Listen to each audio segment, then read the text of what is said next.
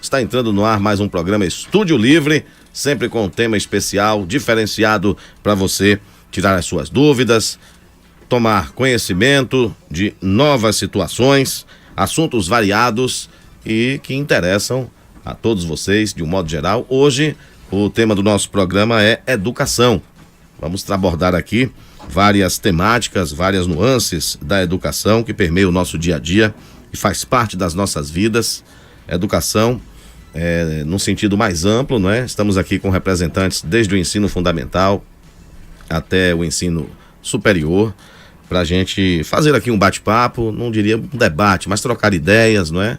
Trocar conhecimentos, perceber opiniões sobre várias nuances da educação de um modo geral. Estamos aqui já com a presença da professora Joelma Queiroz, diretora do Colégio Estadual Francisco da Conceição Menezes, a professora Cristina Barreto, diretora da Escola Municipal Luiz Eduardo Magalhães, professora Edna Matos, do IFBA, Instituto Federal de Ciências do Estado da Bahia, professor Walter Almeida, que também é advogado, milita no ensino superior, mas tem uma visão muito ampla de todo esse contexto da área educacional, representando aqui a nossa querida FACEMP.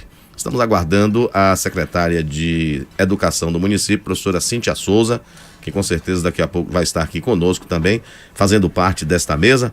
Vou começar pelas mulheres aqui, viu, professor? Me permita saudar aqui a professora Joelma Queiroz, diretora da escola do Colégio Estadual Francisco da Conceição Menezes, que muito nos honra com a sua presença nesta tarde de hoje. Professora, boa tarde, prazer revê-la, seja bem-vinda. Boa tarde, Itajaí, boa tarde, ouvintes da Rádio Andaiá. Com muito prazer que a gente discute a educação, né? A educação é a base de tudo e a gente precisa estar sempre voltada para uma educação melhor, procurar melhorar a educação no nosso país. Muito bem. Professora Cristina Barreto, que esteve aí nas manchetes essa semana, né? Mas de uma forma positiva. Quando a gente começou a divulgar que a fila estava na porta do colégio Luiz Eduardo Magalhães, a Escola Municipal Luiz Eduardo Magalhães, o pessoal pensa logo, tá tendo algum problema, não é? O pessoal tá lá fazendo protesto, mas na realidade não foi nada disso. Falamos com os vários pais que estavam lá responsáveis, né? E o questionamento foi, por que dessa procura tão intensa? E as referências foram as melhores. Parabéns à senhora de antemão pela condução da administração dessa unidade escolar do nosso município em Santo Antônio de Jesus. Boa tarde. Boa tarde a todos os ouvintes da Andaiá, boa tarde a Itajaí. Como você disse, a gente se sente honrado, agradecido aos pais por confiarem, como eu digo direto, o bem mais precioso deles, que são os filhos, confiarem o nosso trabalho. Isso aí é muito bom, a gente se sente muito honrado diante disso. Professora Edna, diretora do IFBA, Instituto Federal de Ciências do Estado da Bahia, presente aqui, já tem carteira cativa aqui na nossa bancada também, né, professora? Daqui um dia ela tá tirando DRT, viu, professor Walter? Aliás, já tem, né, Pro? Pois é, boa tarde, seja bem-vinda. Boa tarde, Itajaí, boa tarde, ouvintes da Rádio Andaiá. É um prazer estar aqui novamente, principalmente para tratar de um tema que nos é tão caro, que é a educação, né? 2018 está chegando aí e a gente espera que o IFBA retome esse ano com força total e, se tudo der certo, com os cursos regulares. Muito bem, saudar aqui o nosso querido amigo professor Walter Almeida, já parceiro também aqui da nossa programação. Esse homem aqui é multitarefa, viu? Além de professor, advogado, abraça várias causas em prol da nossa comunidade, seja no meio ambiente, seja na área da segurança, que mais? Culinária, agricultura, ginecologia. Não, ginecologia não. Tá Cai certo. Calma. Muito bem. Mas é um prazer, professor, revê-lo e estar aqui conosco. Pois é, o prazer é todo meu estar aqui discutindo conversando sobre esse tema tão importante e justamente com pessoas também tão competentes e com acúmulo tão significativo na nossa cidade. Então, vamos aprender aqui, vamos conversar e trocar ideias. Muito bem, tá chegando mais gente aqui, a gente vai bater um papo com todo mundo, mas eu quero saudar aqui também a professora Kátia, né, fazendo parte aí do NR21, não é isso, professora? Da coordenação pedagógica, representando aqui a professora Patrícia Dávila, nossa querida amiga também, faz um importante trabalho, aqui acompanhada da professora Rosane, não é isso? Bom, o pessoal está providenciando aqui acomodações para todos e só falta a professora Reginilda, não é, professora? Prazer ter a senhora aqui conosco também, seja bem-vinda. E pra gente bater esse papo aqui todos juntos. Obrigada, boa tarde. Gente, eu queria agradecer o convite. Eu estou aqui representando o Colégio Anísio Teixeira, agora escola municipalizada desde 2015. E a gente está aqui, todo o empenho, graças a Deus, uma equipe assim, muito orgulhosa, Para a gente é um desafio muito grande agora, nesse momento de nova gestão e já iniciando com toda a garra, graças a Deus, o ano de 2018. Muito bem. Bom, a gente já ir começando aqui o nosso bate-papo. Normalmente havia aquela tradição, de que a professora tinha que ser mulher. Isso já mudou há muito tempo, graças a Deus. Os homens também participando da educação, inclusive no ensino fundamental, algo que ainda não é tão comum nas séries iniciais, professor Walter, mas já é algo que está acontecendo. Como é que o senhor percebe essa integração masculina nas séries iniciais, apesar de ainda estar, eu diria que em uma escala um pouco reduzida, muito aquém daquilo que a gente almeja? Falo isso porque eu também, além de radialista, sou pedagogo e já sofri na pele esse preconceito, não é? A professora Cíntia está chegando aqui também, mas, professor, fique à vontade. Tradicionalmente é um ofício, uma profissão que foi ocupado muito mais pelas mulheres, e os homens, eles vieram ocupando com o tempo, ele veio ocupando, veio superando, às vezes até alguns preconceitos que existiam, Era uma profissão que, por vezes, até discriminada até socialmente, não tinha o mesmo valor social. Mas, enfim, então com o tempo os homens, eles passaram a ocupar esse espaço, mas ainda reconheço que a maior parte, principalmente no ensino básico, é por parte das mulheres. Uma prova disso somos nós aqui. Estamos aqui com quantas mulheres nós temos? 10 mulheres aqui praticamente. Vamos apanhar aqui hoje. E nós dois. Olha, estamos bem acompanhados. Olha, cuidem bem da gente, viu? Porque hoje aqui o negócio está em desvantagem. Professora Cíntia Souza, secretária de Educação do município, já nos honrando aqui também com a sua presença. Seja bem-vinda, boa tarde. Boa tarde, professoras, professor Walter, meu colega também de trabalho.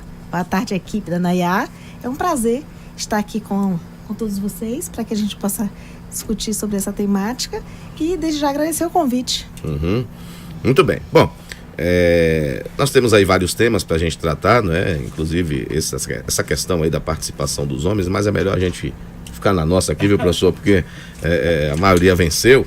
A gente só deu uma pontuada para que as pessoas que estão nos ouvindo também saibam, que o ensino fundamental ainda tem uma certa, eu não diria rejeição, mas ainda tem uma certa relutância em colocar professores de sexo masculino para trabalhar com crianças, Geralmente a turma trabalha mais aí na área de educação física, coordenação pedagógica, mas na sala de aula efetivamente é um pouco mais difícil ainda da gente ver, principalmente aqui na nossa região Nordeste, Mas a gente quer colocar um tema aqui que é muito importante, que é a questão da evasão escolar, já para a gente começar essa nossa conversa. Gostaria que vocês pontuassem. Aqui a gente pode atribuir na atualidade o motivo de ainda tão evidente evasão escolar, tanto no ensino fundamental, a segunda fase, digamos assim, também na questão do ensino técnico, que acontece muitas vezes, a pessoa vai fazer um EJA, começa, não termina, muitas vezes por questões de disponibilidade de tempo, trabalho, etc., questão do próprio cansaço físico, da labuta do dia a dia, mas de um modo geral eu gostaria que a gente pontuasse a opinião de vocês nesse sentido e a ótica de cada um, ou de cada uma, do porquê que isso ainda acontece. Professora Cíntia, por gentileza.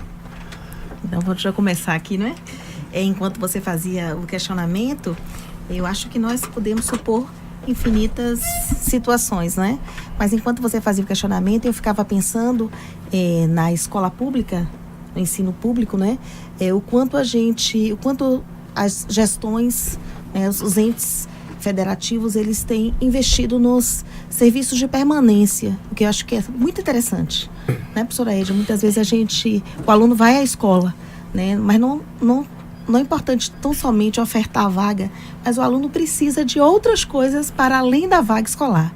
Então, hoje, com os serviços de transporte escolar, alimentação escolar saudável, com todos os nutrientes necessários, com a composição de um cardápio, com alimentos e nutrientes necessários para que ele possa também estar ali alimentado, né, em condições de aprendizado.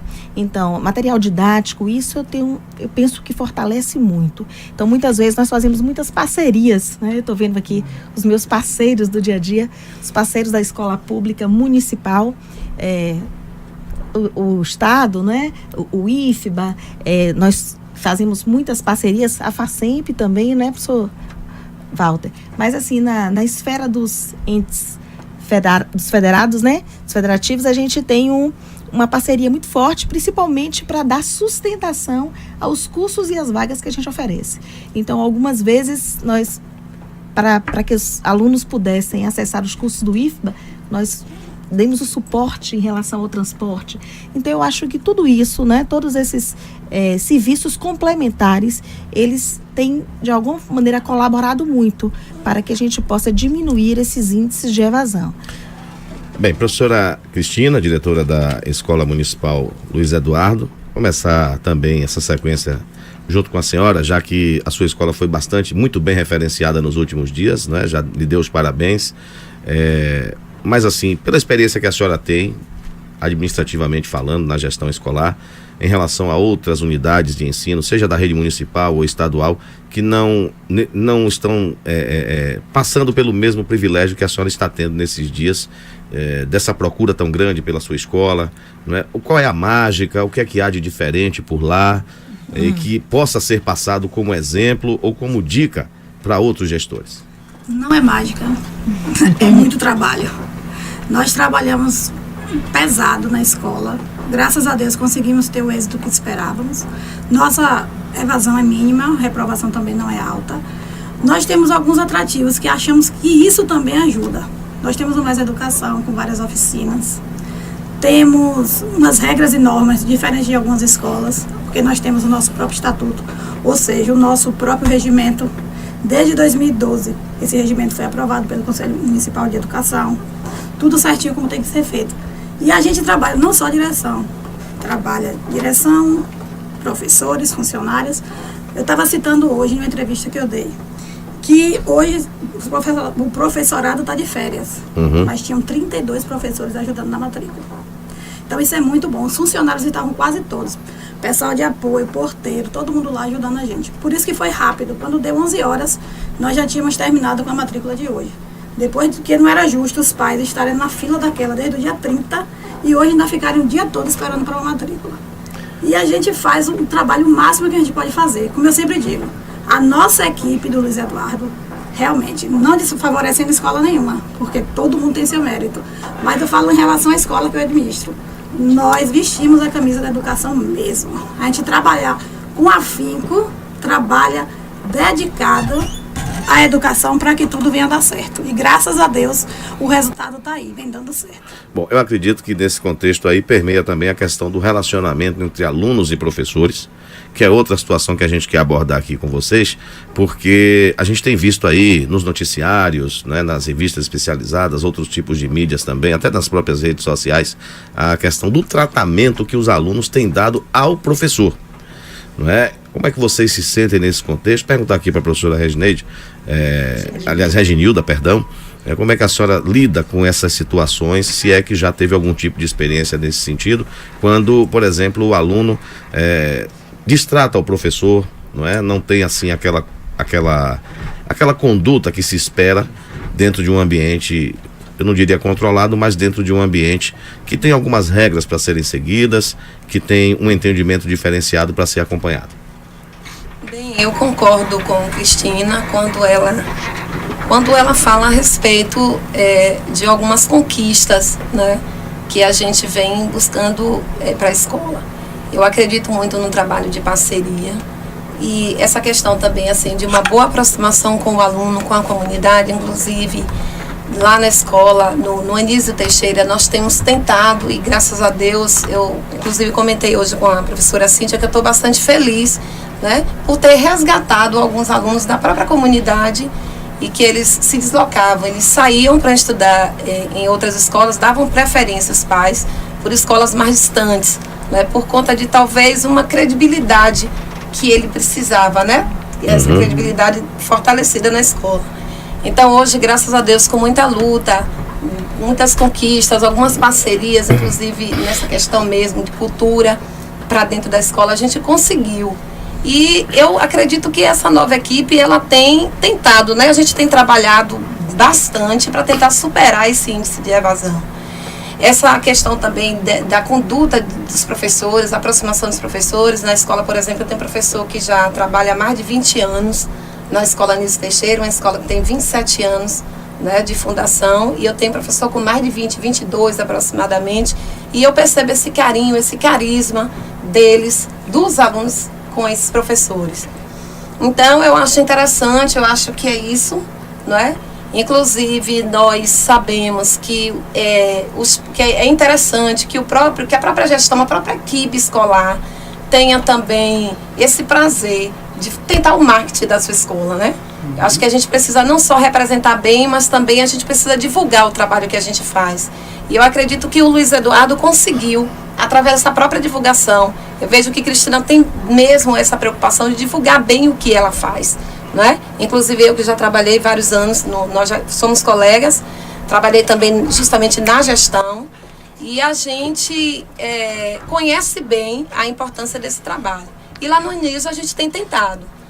Então, tudo que a gente faz, sobretudo para os pais, né? A gente tem tentado divulgar, tem mostrado para eles esse alinhamento que a gente também tem com a Secretaria de Educação, que é também interessante. E a gente tem tentado trazer os pais para que eles possam participar também, né, do coletivo mesmo da escola, de todas as nossas ações. Então, acho que dessa forma a gente vai tentando superar esse índice de evasão, e eu acredito que esse ano de 2018, se Deus quiser, a gente vai conseguir um pouco mais. Muito bem. Professora Joelma Queiroz, diretora do Colégio Estadual Francisco da Conceição Menezes, tem um grande contingente para tomar conta, né, no seu dia a dia, já que a escola é uma escola de grande porte. Como é que a senhora tem lidado aí com as diferenças, né? A gente quer colocar também aqui questão de gênero na escola hoje, que é algo que está bastante evidente, não só da parte dos professores, também com relação ao alunado. Como é que tem sido para a senhora lidar com essa multiplicidade de temas no dia a dia, à frente de um colégio tão ativo como é o Colégio Estadual Francisco da Conceição Menezes? Realmente a escola é um mundo de escola, né? A previsão de matrícula para esse ano, 2018, é mais de 2.000 alunos. E a gente tem uma diversidade muito grande. Mas a gente está sempre trabalhando com projetos dentro da escola para buscar melhorar essa relação, né, de aprendizado, de conseguir que haja o respeito nas diversas questões, seja religiosa, seja de gênero, seja todos os aspectos. Isso tem influenciado, por exemplo, na frequência dos alunos, algum desses aspectos que a senhora citou? A gente tem inclusive recebido alunos que tiveram problemas em outros ambientes escolares, que foram para a escola e foi bastante acolhido nessas questões. Muito bem. Professora Carla, por gentileza, representando aqui o Núcleo Regional de Educação em nossa cidade e região. Boa tarde, prazer, seja bem-vinda. E como é que o Estado está trabalhando para este ano? Qual é o planejamento com relação ao aspecto da evasão escolar? Olha só, boa tarde a todos. Cheguei atrasada aqui, peço desculpas. Estamos trabalhando diuturnamente, porque o Estado tem avançado muito na educação e implantado vários programas que têm garantido a permanência desses alunos nas nossas escolas. Quando a gente fala nas nossas, a gente fala até Sobara, porque é um recôncavo, né, recortado com 20 municípios, e esse recorte nós temos 55 unidades escolares. E aí, como segurar esses alunos todos, a gente aqui administrando de longe, viajando muito, mas o ano de 2017 fechamos assim com uma boa perspectiva. Fizemos o Transforma E, Joelma está aqui, que brilhou na escola estadual, como todas as 10 escolas a gente que participou, foi bem legal.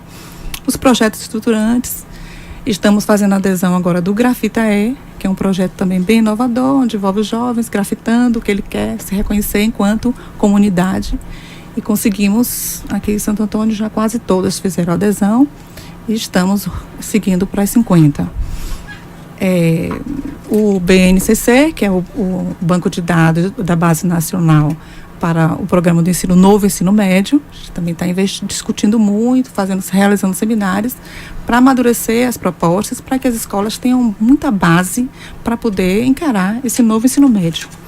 Temos o TJ, que é o tempo juvenil, os jovens que estão fora da escola há algum tempo, que estão com a idade mais avançada, então procuram um curso que possa fazer 2 séries para adiantar o seu tempo, né? Aquele jovem também assistido cumprindo alguma pena, e aí jovens que estão em reclusão participam desse programa e tem sido bem positivo. Muito bem. Professora Edna, diretora do IFBA em Santo Antônio de Jesus, qual é a sua ótica em relação à evasão escolar, de um modo geral, e no caso do IFBA, que começou há pouco tempo aqui em Santo Antônio com essa estrutura já mais ampla, a senhora tem tido esse tipo de situação por lá? Bom, a evasão, a questão da evasão, principalmente no ensino profissional, na educação profissional e na educação superior, a gente tenta minorar com as políticas de assistência estudantil, as políticas de permanência. Então, o IFBA, assim como as universidades, tem uma verba grande, deveria ser mais, mas comparada às outras esferas é uma verba grande, na qual é destinado justamente para manter esses estudantes que ingressaram, principalmente depois do advento das cotas.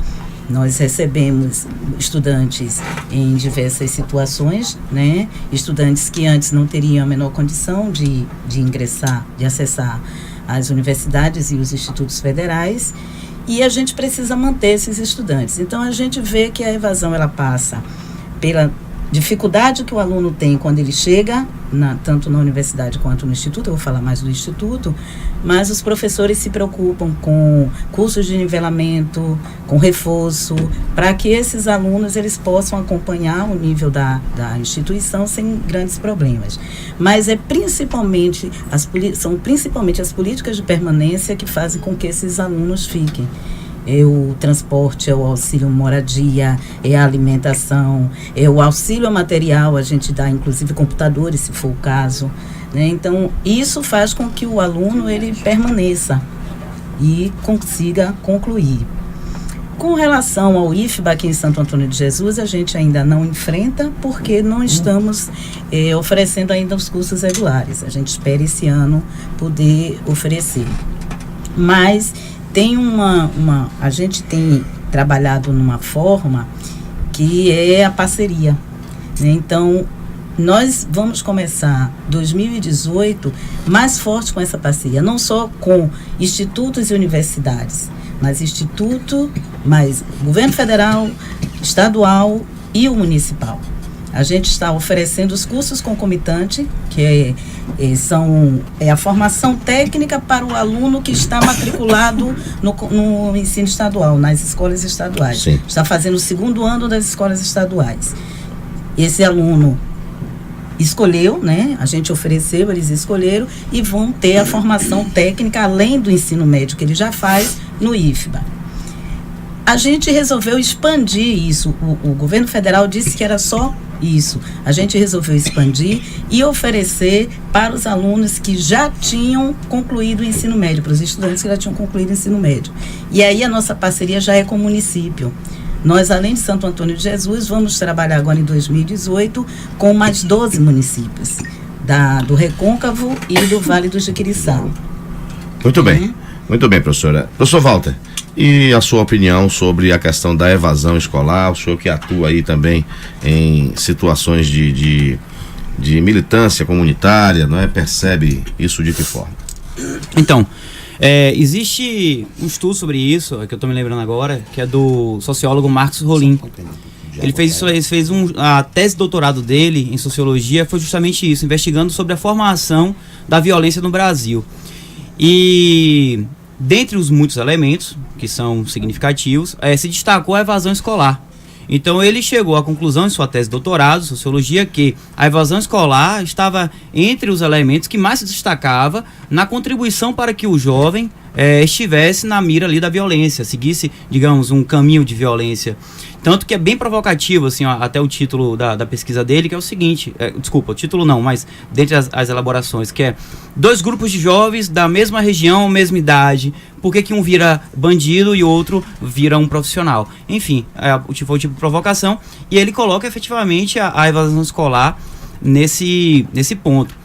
Eu concordo plenamente aqui com a professora Cíntia, com os professores, né, de uma forma geral, quando colocaram, a professora Edna também, que efetivamente necessária uma estrutura. A gente não pode pensar a evasão escolar apenas como um problema de sala de aula. Sim. Na verdade, a educação não é um problema só sala de aula, né? Ele é um contexto social. Então, perpassa pela nossa comunidade, sociedade como um todo, também pela a questão pública, né? Pelo sistema público de políticas mais generalizadas, o nosso próprio espaço urbano, a toda a perspectiva de cultura, de esporte. Então, tudo isso transporte, tudo isso perpassa para fazer com que esse jovem ele chegue até essa escola, ele goste, se apaixone por essa escola, e ao sair dessa escola também ele possa ter uma vida saudável, né, naquilo que a gente entende como digno.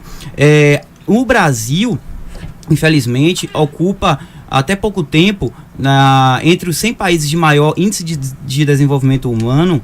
Entre os 100 países de maior índice de desenvolvimento humano, o Brasil ocupa o 3º pior lugar, estando atrás apenas da Bósnia-Herzegovina, de um país Nóvia e outro lá que eu até esqueci o nome. Então, assim, essa é a nossa condição, entende? Na nível de evasão. E em 2013 nós tínhamos um dado do PNUD, do Programa de Nações Unidas para o Desenvolvimento, ONU, que de cada 4 jovens, abandonava o ensino antes de chegar na última série. Isso no ensino fundamental. Então, assim, são dados que, efetivamente, para uma nação que se propõe a ser uma nação desenvolvida, eles estão ainda muito longe. Ou seja, não é preciso só divulgar os números, é preciso se atacar o porquê desses números. Claro. E assim, e aí que vai um problema muito sério. Eu fico feliz de estar conversando com a mesa tão diversa.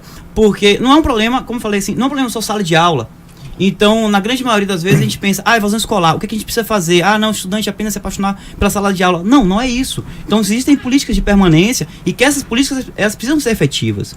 E aí vai o problema, como é que em um tempo de cortes, de custos sociais, a gente vai conseguir, sob esse tipo de mentalidade de políticas de permanência, diminuir a evasão escolar. Então, esses são problemas estruturais que não podem ser combatidos, não podem ser enfrentados com respostas simples. São respostas complexas, são respostas estruturantes. E aí vai, politicamente, nós temos a intenção e a disposição para fazer isso? Muito bem. Vou colocar na mesa agora aqui um tema. É o seguinte, as crianças brasileiras estão indo mais à escola, não é? Porém, há quem diga que elas não estão aprendendo como deveriam. Inclusive o IDEB aumentando aí em diversos municípios nos últimos 10 anos, mas por outro lado o Brasil teve um resultado um tanto ruim na questão do programa PISA, por exemplo. Agora, o porquê disso? Eu particularmente tenho percebido que as pessoas, principalmente a turma mais jovem, está escrevendo errado com muita frequência, tem dificuldade para interpretar textos, para discernir certas situações com as quais se deparam. O porquê disso está acontecendo, já que hoje nós temos tantos métodos de ensino modernos, acompanhando a modernidade da própria pedagogia, né? Mas eu gostaria de saber de vocês o porquê é que isso ainda persiste em nosso país. Vou começar aqui pela professora Joelma, que tem uma experiência com jovens adolescentes também, né, dentro do seu ambiente escolar, professora, por favor. Assim, eu acredito que os professores, o aluno, a escola precisa se alinhar, né? A gente está com o alunado do século XXI, o professor do século XX e a escola do século XIX. Então, ainda está se reestruturando isso e precisa ser reestruturado para que o aprendizado aconteça efetivamente, né? O aluno, ele tá com o celular na mão, o celular chama mais a atenção dele do que uma aula expositiva. Seria mais interessante ele assistir a aula nos padrões de hoje com o celular em vez de um caderno e um lápis? Eu acredito que não. Também não. Não dessa forma. Mas assim, alinhar a didática de sala de aula ao uso da tecnologia. E precisa o aluno ter amor por essa nova forma de ensino, né? E a família também, né? Tem que estar dando esse apoio. Já dizia Samitiba, não é? Quem ama, cuida. Quem ama, educa. Não é? E aí perpassa também a questão da família estar presente dentro do ambiente escolar. O papel da família é fundamental. Né? Muito bem. Professora Carla, por gentileza, sua opinião. Professora Kátia. Kátia, perdão. Porque tem tanta gente aqui hoje que... Joelma abordou a questão do celular. Eu também concordo, ele atrapalha. Ele é interessante para algumas pesquisas, mas acho que a didática tem que acontecer na sala de aula. A gente tem que alinhar mesmo os planejamentos para que a aula se torne interessante para o aluno. Porque às vezes a gente planeja achando que essa aula ficou ótima, sabe? Ficou maravilhosa, mas e ele? Será que ele se viu ali? Será que o planejamento está realmente atrativo para o aluno? Né? Será que os assuntos, o conteúdo, a proposta, a abordagem do professor está chegando à linguagem dele? Porque a gente tem que se aproximar bem dessa linguagem, né? Eu tive a oportunidade de trabalhar em uma das unidades do Colégio Modelo Luiz Eduardo, logo quando da sua fundação, e logo lá em Feira de Santana foi implantado o PEI, Programa de Enriquecimento, não é? Mas é uma coisa assim que eu via positivamente e negativamente ao mesmo tempo. Primeiro porque aquilo foi desenvolvido em Israel, logo depois do pós-guerra de lá, para que as pessoas tivessem um aprimoramento da destreza, da percepção, recomeçar do nada, e ele tem muitos exercícios em cima disso, mas os alunos não viam aquilo dentro do seu contexto aqui na Bahia, no Brasil, enfim. Eles diziam, para que eu fico aqui? Eu vim para a escola, foi para escrever, estudar isso, aquilo, não foi para ficar ligando pontinhos, nem para enchendo tracinhos. Quer dizer, como é que a gente coloca isso aí? O Estado gastou uma fortuna com aquilo, que não era barato. A gente sabe que esse programa não era muito barato, mas ficava essa lacuna, né? Eu achava interessante por um lado, mas achava um tanto ineficiente por outro, né? E é justamente sobre essa questão da tecnologia educacional que eu gostaria que a gente colocasse aqui, já nessas respostas de vocês, em relação a isso que a gente acabou de perguntar sobre o aproveitamento do aluno, não é? Até que ponto a tecnologia pode ajudar? Seja ela tecnologia digital, a tecnologia de texturas, enfim, como é que a gente pode equacionar isso aí? Professora Cristina, por gentileza. Nós, lá na escola, restringimos o uso do celular. Ele pode trazer o celular para a escola, mas ele não pode ser usado dentro do ambiente da escola. Aí, há 3 anos atrás, conseguimos, 2 anos. Mas isso não causa uma certa insatisfação por parte dos alunos? Não, eles já acostumaram. De chamar de recalque da diretora? Não. Porque o celular é imprescindível hoje para a vida moderna, inclusive dentro da sala de aula? Não, quando o professor vai fazer alguma atividade que necessita do celular, eles utilizam tranquilamente. Agora, fora isso, eles só usam na parte externa da escola. E nós criamos há 2 anos uma biblioteca na escola. Pensávamos que não ia ter muito êxito, porque a gente sabe que o jovem hoje não gosta muito de ler. Ao contrário, eles são frequentadores assíduos da biblioteca. Nós ficamos encantadas. Temos uma funcionária que fica só à disposição da biblioteca e eles pegam livro durante toda a semana. Muito bom. Mas que tipo de livros, assim? Livros didáticos, livros a gente tem literário, lúdicos? didático, lúdico, tem todo tipo de livro na biblioteca. Muito bom. A gente tem um acervo muito bom, apesar de ser pequenininha, mas é bem estruturada. Professora Reginilda. Bem, falando sobre essa questão da qualidade, né, que é realmente preocupante, é um desafio para todos nós, inclusive é uma missão árdua. Eu penso que a escola ela precisa ser, de fato, atrativa para os alunos. É aquela história de que a educação precisa de respostas, não é isso? Precisa, porque infelizmente o que a gente percebe é que os alunos eles estão na escola, mas praticamente não estão presentes, né, da forma como a gente espera. Então, infelizmente, a gente É assim, tem momento que a gente sente assim uma desilusão muito grande, uma angústia muito grande. Mas eu penso que a escola ela precisa ser atrativa e isso depende de todo um contexto, né? Isso depende também da questão da estrutura. A escola precisa saber utilizar bem os seus recursos. Falando de tecnologia, é uma conquista também coletiva, não é? Não depende somente da Secretaria de Educação. Eu acho que a escola ela também pode, através de recurso próprio, também ela pode trazer alguns benefícios também para melhorar nessa questão também da tecnologia, assim como outros. Mas a gente sabe que se a escola não é atrativa, o aluno, você falou dessa questão da leitura, né, desse índice de reprovação também, que é também preocupante. Então eu penso que a gente precisa mesmo estabelecer métodos, né? Pensar numa nova conquista, a gente pensar assim numa nova didática. Realmente o nosso trabalho ainda é um trabalho muito tradicional, diante do que o aluno espera, né? Claro que o tradicional, nós somos alunos foi no tradicional que nós aprendemos, mas hoje a gente tem um perfil diferente de aluno, sobretudo jovens, né, com perfil diferente, que esperam da escola um outro cenário. Então, mas assim, será que o ensino tradicional ele ainda não seria uma referência, claro, atualizando-se determinados contextos, sim, não seria uma referência para adequar a modernidade? Eu digo assim, porque, por exemplo, como eu disse, eu nunca vi as pessoas escreverem tão errado como atualmente. Sim. Eu nunca vi as pessoas se expressarem tão de forma errada ou errônea como atualmente. Inclusive tem alguns dicionários aí que colocam expressões que a gente julgaria errado pelo que a gente aprendeu no nosso tempo de escola, né? Mas que colocam isso como algo normal do cotidiano. Eu não concordo com isso. Eu acho que a gramática ela tem que ser respeitada. Claro que o importante é se comunicar, né? É você fazer entender a mensagem que você expressou lá do outro lado. Mas quando você vai para o papel, quando você vai fazer um concurso, quando você vai preencher uma vaga de emprego, né, eu fico preocupado. Eu não sei como é que muita gente consegue passar em vestibular quando o assunto é redação, porque a escrita hoje, no meu modo de ver, em algumas situações está uma tragédia. Não sei se vocês pensam da mesma forma que eu, né, em alguns pontos, mas eu vejo desse jeito.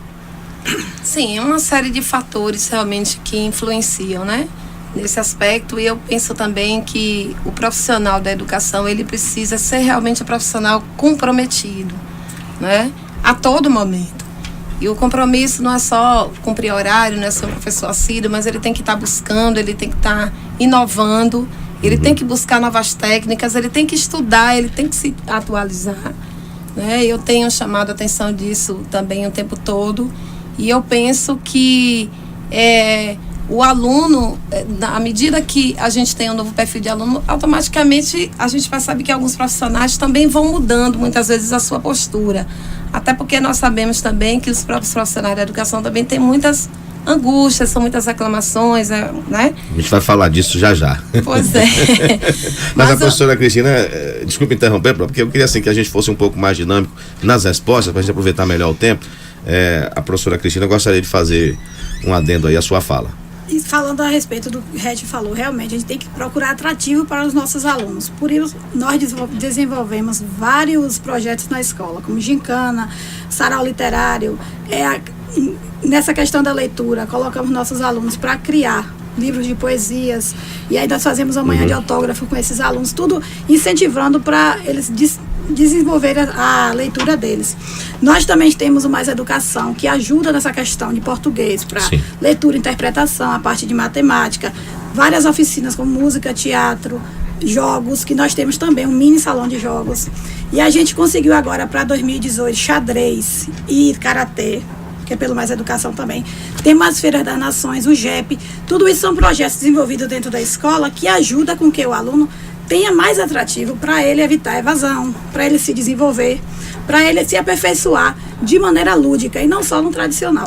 Muito bem. Professora Cíntia, por gentileza, gostaria que a senhora pontuasse sobre isso e já deixando aqui também para a gente transcorrer no tema, a diferença da escola pública para a escola particular ou privada.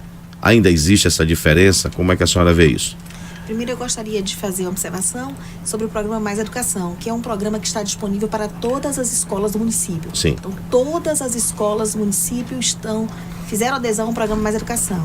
Deixa eu só mandar um abraço aqui rapidinho para a professora Anete, lá de Muniz Ferreira, que está escutando o nosso programa e parabenizando aí pela escolha do tema. Mandar um abraço aí para toda a turma lá de Muniz Ferreira também que estão nos ouvindo nesse momento. Pois não. Então eu só queria colocar isso para que a gente compreenda que o programa, na verdade, ele é uma oferta do governo federal e as nossas escolas do município, todas elas fizeram adesão e dentro daquilo que o programa oferece, as escolas, a depender das faixas etárias, né, dos interesses dos alunos, né, da espaço físico, então da capacidade de absorção de determinadas atividades, foram aderindo. Então, uns aderiram à música, outros dança, xadrez, karatê, não é, Regi? A escola Anísio, né? Anísio fez uma adesão muito interessante também, e parece que o xadrez também, né? A gente, inclusive, estava pensando sobre as mesas, a gente é uma escola que vai entrar para a reforma agora na segunda etapa, e nós estávamos conversando sobre as mesas de xadrez, então é um programa que está disponível.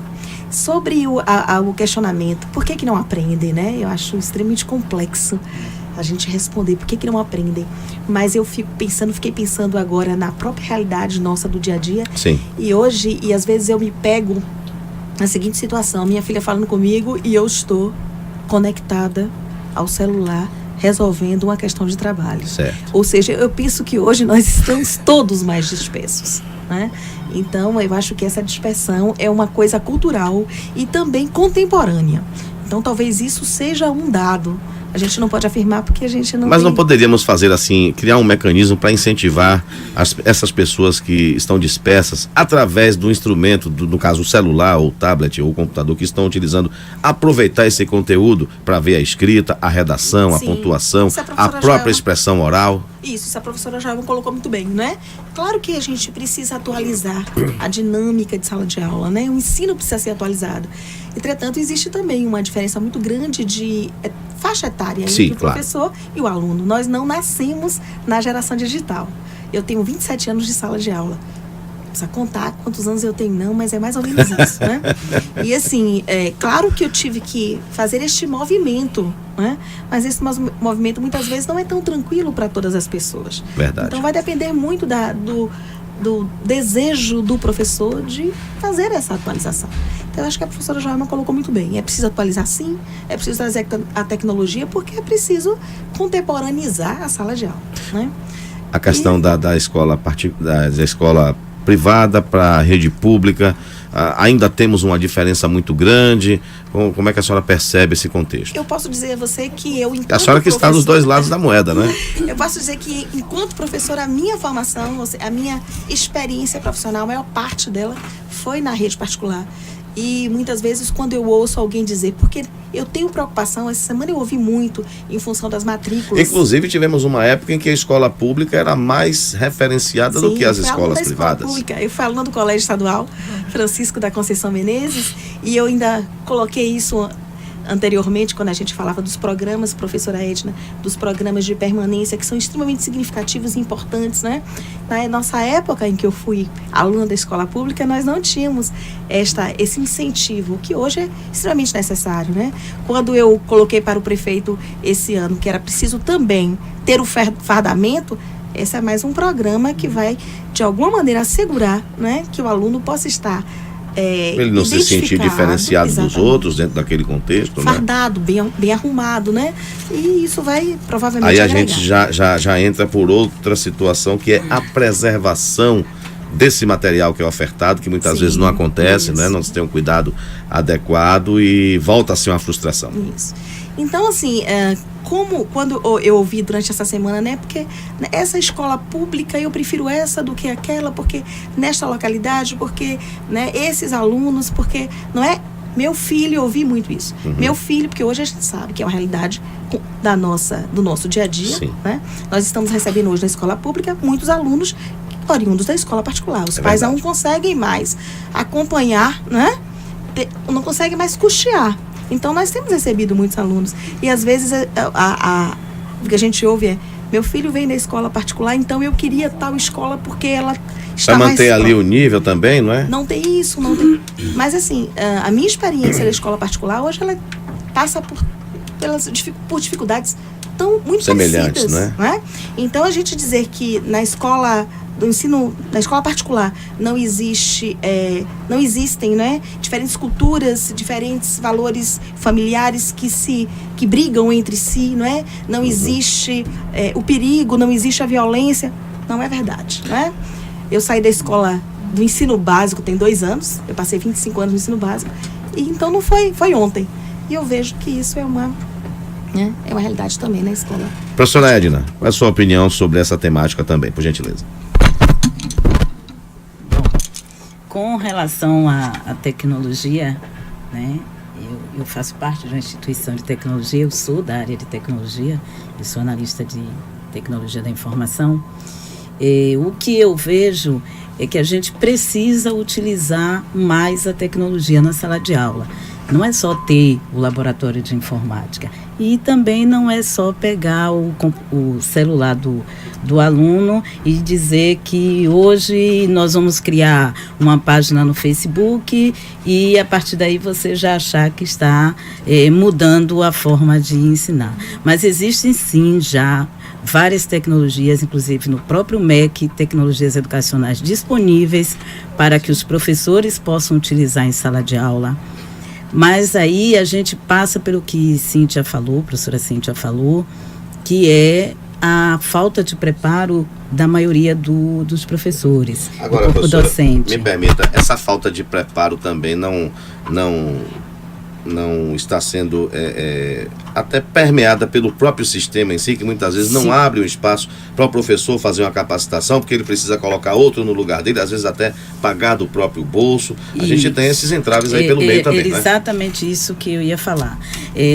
Um dos nossos campos, não me lembro agora qual, fez um trabalho que eles chamaram de letramento digital no município de Piritiba, com os professores da rede municipal de Piritiba. E era exatamente isso que o nome diz, né? Porque eles perceberam, a prefeitura pediu, né? E o IFBA montou, né? A gente pode inclusive trazer para cá, se for do interesse aqui da prefeitura, é uma forma de você aproximar esses professores da tecnologia. Olha, já temos um convênio novo surgindo aqui no nosso Estúdio Livre, hein? De educação. Parceria, né? É aproximar o professor da tecnologia para que ele entenda que essa tecnologia pode ser utilizada para dinamizar, para fazer com que ele não fique tão distante da realidade do aluno e que o aluno não queira sair da sala de aula porque não aguenta aquela aula expositiva ali de todo dia, do dia todo, né? Então, isso é possível de se fazer, passa sim pelo o trabalho com o professor, né? Mas passa também, você falou uma coisa certa, pela formação do professor lá na faculdade também. Sim. Né? Porque não adianta a gente querer corrigir depois que o professor já está na sala de aula. Ele tem que vir preparado. A faculdade tem que lembrar de que nós estamos no século XXI e formar esse professor para esse jovem do século XXI também. Muito bem. Professor Walter, vou fechar essa etapa com o senhor, dando a sua opinião sobre esse tema, para a gente ir para o nosso próximo bloco e voltar com outras questões que a gente preparou aqui, como, por exemplo, questão de remuneração do professor. Importante. Mas pode expor aí a sua opinião. Então, existe um índice, que é o INAF, que é o índice de índice de alfabetismo funcional. Sim. E nesse índice, no Brasil, de uma população de 15 a 64 anos, aproximadamente 30% da nossa população, exatamente 27% da nossa população, ela é analfabeta funcional. Então, estamos aqui em 2017, na qual o nosso índice de analfabetismo funcional é de 27%, ou seja, 30% da nossa população, 3 de cada 10, dentro desse quadro de 15 a 64 anos, é analfabeto funcional. Ou seja, lê, mas não compreende o que lê. Procura um dado dentro de um texto e não localiza. Então, tenta realizar algumas somas, algumas operações básicas matemáticas e não é possível. Então, isso é extremamente grave. Por que isso? Nossa, isso aí a gente dá para passar uns 3 estúdios livres discutindo, mas com certeza tudo isso aqui que as professoras colocaram são elementos fantásticos a serem observados. Eu queria destacar, até pelo pouco tempo, assim, um ponto. É o tempo. A gente não tem mais tempo para parar e ler, gente. Estamos em um momento, e aí a Cíntia falou muito bem, é um problema contemporâneo. Nós estamos na pós-modernidade, o nosso mundo é imagético, é imagem. A gente fala através de emoji. Gente, a gente fala através de uma carinha no Facebook. É um dedinho, é uma risadinha. Então, esse é o nosso sistema de comunicação. Então, como é que eu vou? Eu vejo uma tela de um pintor, e aí, gostou? Legal. Então, essa é a nossa qualidade de comunicação. Você está me entendendo? Então, esse é um problema. Então, e pode diminuir mais ainda. Vai diminuir. Não, pode não. Essa forma de se expressar, de diminuir as palavras, as orações. Já diminuiu porque hoje, como o senhor disse, a gente usa carinhas, né? A gente vírgula. Eu não sou muito adepto dessas coisas, não. Uso mais para o meu trabalho do dia a dia do que para me comunicar com pessoas de um modo geral. Mas, assim, isso está se arraigando cada vez mais e mais. Mas o que acontece até pro trabalho, há pouco tempo eu estava lendo uma carta do Dorival Caymmi para o Vinícius. Já disse ao pessoal, quem quiser falar comigo, mande uma mensagem no Zap, mas me ligue para dizer que mandou para eu poder, porque eu não sou muito preso à tecnologia nesse sentido de ficar dependendo única e exclusivamente daquilo para me comunicar. Então, aí há pouco tempo eu estava lendo uma carta do Caymmi, Dorival Caymmi, para o Vinícius de Moraes. Então, uma carta, a riqueza de comunicação, a diversidade de palavras utilizadas, expressões, é absurda. Riqueza. Então, hoje em dia, você vai se comunicar com uma pessoa, você passa uma mensagem pelo Zap, olá, cadê você, entendeu? Uma carinha chorando, sei lá que diabo é. Não, tem gente que faz redação e coloca esses termos na escrita. Por isso que eu disse, eu não sei como é que muita gente hoje tem passado em redação, porque eu já vi, inclusive, texto jurídico ser devolvido porque a pessoa escreveu da forma que escrevia no MSN. Sim, então assim, nós não temos esse tempo hoje em dia, nós não nos sentimos com o tempo para parar, debruçar, ler, mas não ler o manual, ler o livro. Então, dentro do direito, vou trazer aqui um pouquinho para minha área, peço a licença. Então, dentro do direito, hoje em dia o sujeito ele vai estudar, ele não vai estudar a partir do livro tradicional, ele não vai buscar ali o grande teórico, ele vai pegar o manual. Na verdade, ele vai buscar o caderno do colega. E daí, dentro do caderno do colega, vai fazer o estudo. Então, isso é um grande problema, porque não se compreende que a formação, que a educação, ela vai formar muito mais do que sequer um profissional para atuar. É a formação da pessoa, entende? Então, assim, o nosso problema na questão da aprendizagem, dentre todos os grandes problemas, perpassa por isso, por tempo. Eu acho que hoje em dia não nos sentimos com tempo. Nossos canais de comunicação são muito mais frágeis, fracos, inexpressivos e pobres. A quantidade de palavras que utilizamos em nossa comunicação é menor. A nossa capacidade de qualificar as situações, as pessoas, enfim, o contexto é muito menor. Logo, acredito sim que há um empobrecimento. Há pouco tempo eu li um texto que falava sobre o uso, a literatura de Shakespeare. Então, assim, hoje em dia não se pode mais ler determinados autores, porque não existe mais uma linguagem apropriada a essas pessoas. Inclusive, eu estou vendo aqui um material, só para ilustrar o que o senhor está falando, a Cláudia Costin, ela que é coordenadora do Centro de Inovação em Políticas Educacionais, ela afirma que a educação no Brasil não está ensinando a pensar. Então assim, não que a leitura desses clássicos sejam apenas ideal, não, nós temos contemporâneos, pensadores contemporâneos, de uma linguagem diversa, tem que ser plural, étnico, inclusive. Mas a nossa capacidade de alcançar esses estudos um pouco mais complexos, de linguagens mais complexas, ela reduziu. Assim, lá na FACEMP, a gente recebe um público extremamente diverso. Então, eu tenho pessoas que estão afastadas da escola há muitos anos e tenho pessoas que acabaram de sair do terceiro ano, tem pessoas que são profissionais. Então, você tem um público extremamente diverso. E aí, em sala de aula, nós sentimos muito isso. Você fala determinados termos, um percentual compreende, outro percentual não compreende. Você pergunta sobre um acúmulo literário, um possui, outro não possui. Então, enfim, trabalhar com isso é extremamente complicado. E aí eu destaco uma oficina de nivelamento da professora Cíntia, que era um programa de nivelamento para 40, 50 pessoas e acabou tendo 100, 120 pessoas. Foi uma das aulas mais procuradas lá dentro do curso de Direito, que era efetivamente você diminuir essas deficiências das quais esses sujeitos eles traziam. Eu acho que celular, forma de comunicação, nosso tempo, todos esses são fatores que têm contribuído para a nossa diminuição na qualidade realmente da aprendizagem. Muito bem, vamos fazer mais um intervalo, são 18 horas mais 44 minutos. Pois não, professora, quer pontuar alguma coisa agora? Não, eu ia só para pegar aqui o gancho de Walter, falar das disciplinas à distância, inclusive, que os alunos rejeitam muito essa possibilidade. E hoje é uma tendência, eles precisam aprender a trabalhar com esses hipertextos disponíveis e eles rejeitam, eles querem a presença do professor, a aula do professor, o slide do professor para estudar. Né? Muito boa noite, Andai FM. Itajaí, estou ouvindo aí o seu programa.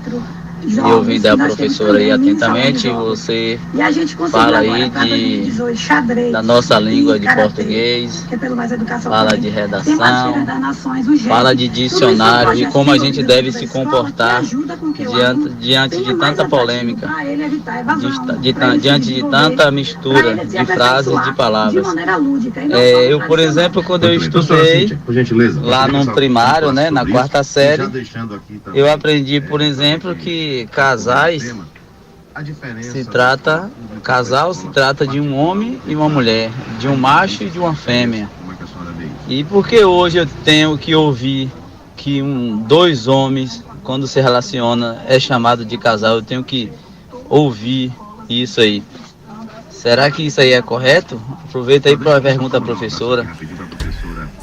Bom, aí o nosso ouvinte, agradecer a participação dele, ele colocou 3 temáticas ou mais em uma pergunta só, mas é aí a questão do gênero na prática individual e a questão de gênero no contexto educacional e gramatical, não é? A questão de casais, a gente sabe que casal é a união de 2 pessoas, de 2 objetos, casal no sentido, na semântica da coisa, né? Na origem da palavra, o que é um casal? É um par.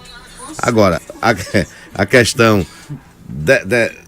aonde esse casal está acontecendo, como esse casal está acontecendo, aí já é outra temática para outro programa. Claro que a gente pontuou aqui algo sobre gênero no início da nossa roda de conversa, mas foi válida a sua participação.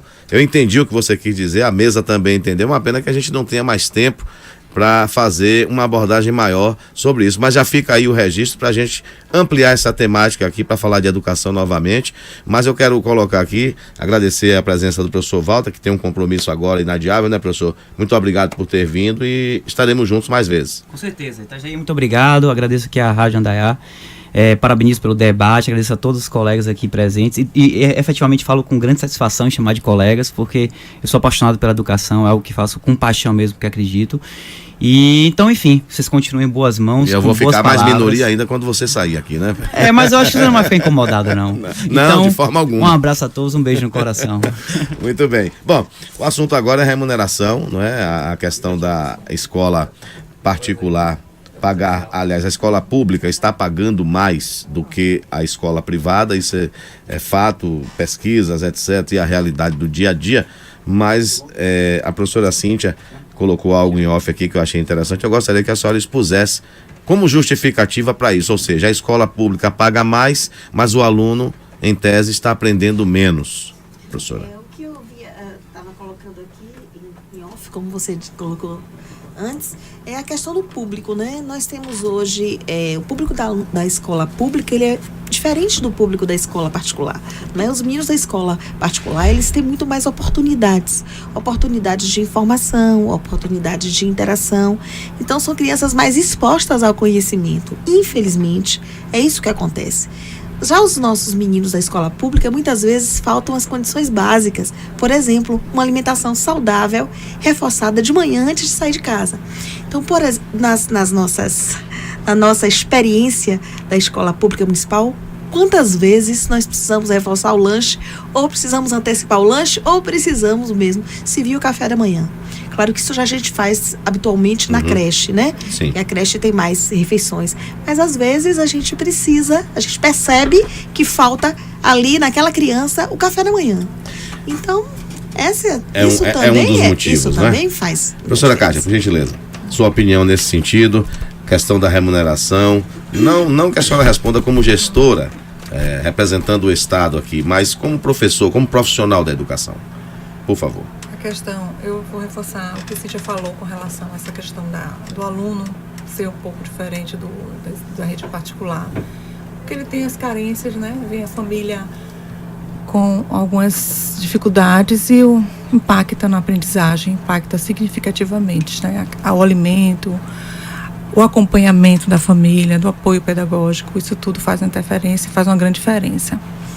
Com relação à remuneração, eu acho que a gente ainda precisa avançar muito, né? Quando se depara assim, olha, mas o professor não quer participar do curso de tecnologia.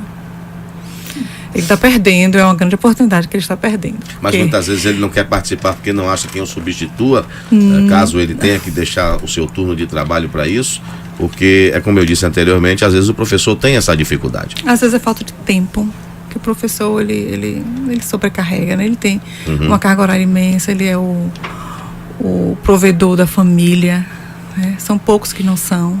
E às vezes o tempo não dá para que ele faça essa extensão profissional. A gente tem que ter esse olhar. Outros não querem entrar, não querem conhecer o mundo tecnológico porque acha que é difícil e que ele não vai conseguir, porque ele já é de outra época e pode pagar um mico, como alguns dizem, vou pagar um mico tal, mas nem experimenta tentar iniciar, né? Até o básico eles resistem. Muito bem. Professora Edna, por gentileza, sua opinião em relação a essa questão de remuneração dos professores, tanto da escola pública quanto da escola privada, de um modo geral. Bom, eu acho que a gente, como disse a professora Kátia, a gente precisa avançar ainda bastante. Eu acho que se o professor ele fosse bem remunerado, talvez ele tivesse um pouquinho mais de tempo para poder se reciclar. Tanto em várias exatamente, tempo, né? Exatamente. Não fosse cobrado dele uma carga horária excessiva em sala de aula, ele poderia se reciclar e poder fazer o trabalho dele com mais qualidade, né? Com mais energia, digamos assim. No caso do governo federal, os professores eles têm um salário um pouco melhor, mas em compensação eles são cobrados de várias formas. Eles são obrigados a fazer pesquisa, a produzir, eles são obrigados a fazer extensão, né? Não é só a sala de aula. Então, apesar do salário ser mais alto, as atividades, a cobrança é bem maior. E ultimamente, me permita, ultimamente o Brasil, em termos de pesquisa, falando mais amplamente, não tem dado muito incentivo. A gente vê aí depoimentos de cientistas propriamente ditos que têm dificuldades para fazer as suas pesquisas e chegar aos resultados almejados. Exatamente. Ainda tem essa frustração, né, de você tentar fazer suas pesquisas, tentar publicar, tentar chegar a um resultado, principalmente na rede de educação profissional, em que a pesquisa era aplicada. Então você tem que fazer a pesquisa e aplicar para ver o resultado dessa pesquisa, e você não consegue. Hoje você não tem mais os recursos, o corte tem sido muito grande na ciência e na inovação, né, na pesquisa e na inovação. E o que eu vejo é exatamente isso. O professor, ele precisa ser valorizado de forma que ele possa ter tempo para melhorar a educação. Então não adianta ficar jogando a carga toda nas costas do professor quando ele não tem tempo, né? Então a gente precisa rever isso aí. Rever o tempo. Muito bem. Nosso tempo está chegando ao final. Vem aí a Voz do Brasil. Se não fosse a Voz do Brasil, a gente ficaria aqui, tenha certeza, mais 1 hora, 2 horas, só conversando sobre a educação, que é um tema tão interessante, tão importante. Mas eu quero agradecer a presença de todos, agora de todas, né? Eu vou ficar, mas vocês vão sair. O professor Walter já foi, eu estou sozinho, né? Mas foi muito proveitoso e espero que a gente tenha outra oportunidade de continuar com essa conversa, com esse debate. Quero desejar a todas vocês uma boa noite e foi muito importante a presença de vocês aqui no nosso Estúdio Livre.